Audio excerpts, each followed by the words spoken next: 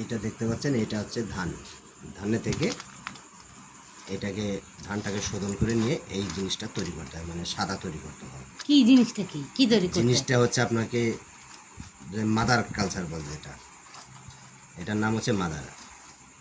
মানে ধানের বীজ থেকে ধানটাকে সিদ্ধ করতে হবে, সিদ্ধ করে ঠিক মতো পয়েন্ট মতো, ঠিক মানে হচ্ছে আপনার ধানটা সিদ্ধ করতে হবে। ধানটা যখন ফেটে উঠবে তখন এটাকে সিদ্ধ করা বন্ধ করতে হবে, ওইভাবে রেখে দিতে হবে। ঠান্ডা হবে, ঠান্ডা হলে তখন ওকে বের করে নিয়ে। কি জিনিস কি দেখাচ্ছ? এটা মাশরুমের দানা মাশরুমের দানা বলেছো?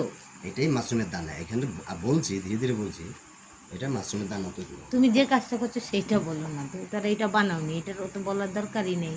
আচ্ছা, এটা ধানের থেকে আমি একটুখানি কিনে এনেছো এগুলো বেসন, তুমি? এটা কিনে এনেছি আমি, তৈরি করার টাইম পাইনি, কিনে তাই বাধ্য হয়েছি। তবে নিজে বানাতে পারলে বানানোর অসুবিধা নেই, কিন্তু বানানোর টাইম লাগে, প্রচুর টাইম লাগে, যার জন্য আমাকে এটা কিনতে হয়। এবার এটা খড়কালি প্যাকেট থেকে প্রথমে 16-20 প্যাকেট আছে, 16-20 প্যাকেটটাকে আমি প্রথমে একটা ডিয়ার করব। এই হচ্ছে আপনার একটা ডিয়ার করব। একে ভালো করে চারপাশে চেপে দিতে হবে, যাতে কোনো জায়গায় লুজ না থাকে। পুরোটা চেপে দিলাম, আরেকটু লাগবে, চারপাশে ছড়িয়ে দিয়ে বেশ সুন্দর করে চেপে দিচ্ছি। এবার এর থেকে আমি এক ভাগ নিয়ে নিচ্ছি, নিয়ে একে প্লাস্টিকের চারপাশে ভালো করে কোনো জায়গাতে বাদ না যায় চারপাশে একটু ছড়িয়ে দিতে হবে। এবার অবশিষ্ট যেটুকু আছে এটুকু আমি মাঝখানটা একটু দিয়ে দিচ্ছি, তাহলে চারপাশে সাদা হতে অসুবিধা হবে না। এর উপরে একটা লেয়ার করে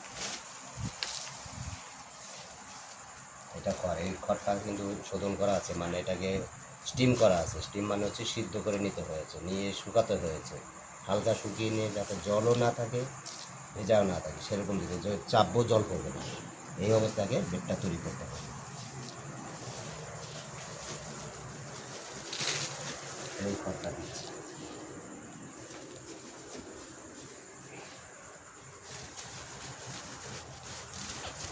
এই আর একটা লেয়ার হয়ে গেল।